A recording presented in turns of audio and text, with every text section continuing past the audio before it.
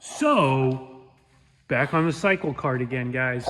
Hope you're not getting tired of it, because I'm not. I went ahead and did another upgrade. As you guys may have seen in the last previous videos, we upgraded the clutch on this thing. We went to the Juggernaut clutch, as you can see right there. And it made a huge difference. Really super smooth engagement. It lets this motor sing. If you've got one of these, or if you've got a cart that you want a little more RPM out of the hole, and you want a little more acceleration across the board, that's the clutch for you. It can handle more power, can handle more acceleration, and so far it's been really good. But one thing I do want to do is make it even better, because if that's a huge difference in itself, I mean, if we keep moving in that direction, we should get more gains, right? Right. So, in that spirit, what we went ahead and did was we ordered the Stage 1 upgrade kit from GoPowersports.com for the Juggernaut. And what that basically does is it replaces the flyweights inside and the bolts that attach it with lighter hardware and lighter flyweights. And that increases our clutch engagement point. So this motor is a Stage 2 motor with a cam. It wants to idle a little higher, and it wants to rev a little bit further. It doesn't want to stay down in that low RPM zone where it was like a stock motor wants to run between like 1500 RPM and like 3500 RPM. And this motor with this cam and these upgrades wants to operate closer to 4000 RPM to 8,000 RPM. So this clutch kit, including the upgrade tuning kit, helps us get into the power band quicker and stay there for longer. And that's going to translate to a much smoother and a faster acceleration out of the hole. Now, we're not drag racing per se, but I do like the idea of being able to get this weight moving a little quicker. So you get a little more response, you know, at low speeds on and off the throttle. So we went ahead and did that upgrade. I'll show you a picture here of just what that looks like. It's a fairly simple kit. It took about 15 minutes to put it in, if that. Probably do it faster if I was really trying. Here's the original hardware. As you can see, the flyweights are here. The nuts and the bolts are all steel. The replacement hardware has an aluminum nut with a self-locking nylock part and a smaller bolt head, so a little less weight, and lighter flyweights. So that turns into this kit right here, in case you're wondering. Stage 1 tuner. And it made a pretty good difference. The engagement point with the original weights was around 2,900 to 3,100 RPM. And with this kit on board now, we're starting at like 3,700 to 39, even 4,000 RPM. So a marginal upgrade, pretty decent.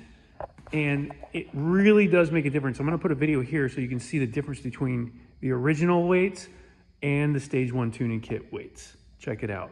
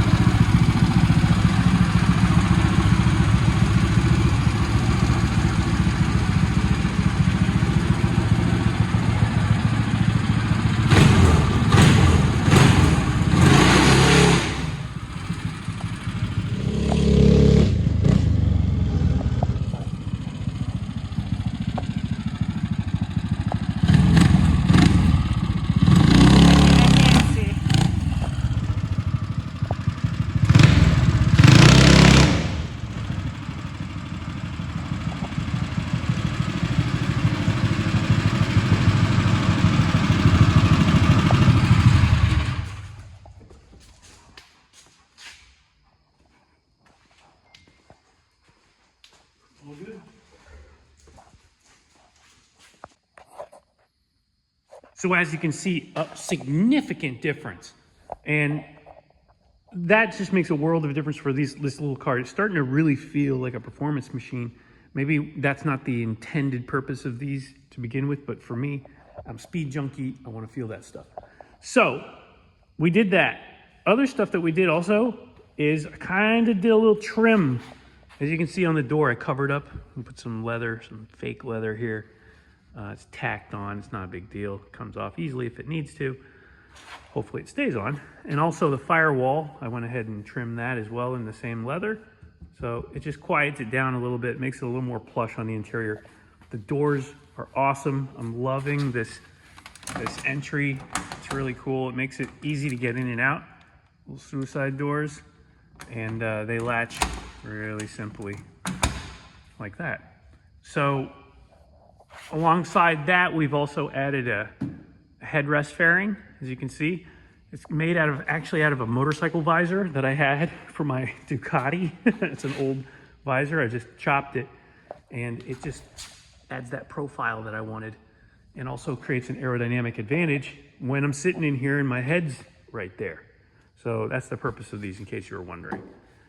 And you know, it's not going to work, but I would say it's probably not going to be too noticeable at the speeds that we're going, but maybe, I don't know, we'll see. We're going to do another speed run with this body work on it, completing the look, and maybe the aerodynamics will all help out between the windscreen, the doors, the headrest fairing.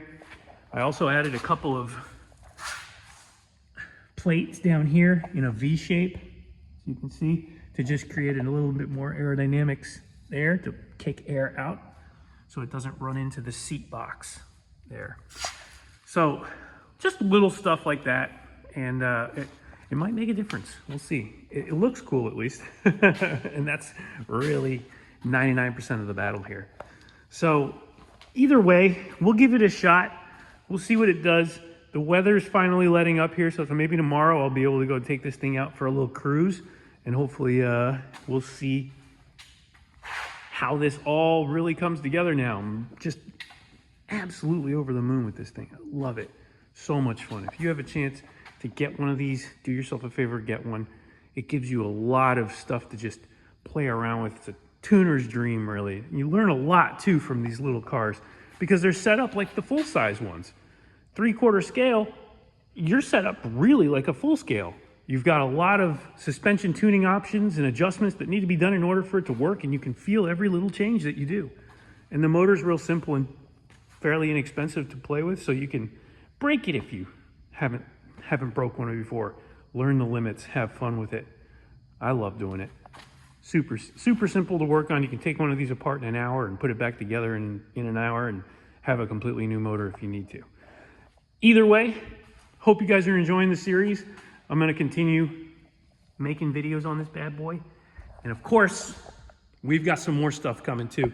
Got the Sur-Ron out for a good reason. We've got some stuff coming for that. If you haven't seen this bike yet, you're missing out. This is a 90-mile-an-hour e-bike that I can't say enough about. But wait till you see the upgrades we've got coming for it, because I am pretty sure we're going to do something radical in the near future. So stay tuned, and I will see you guys in the next one.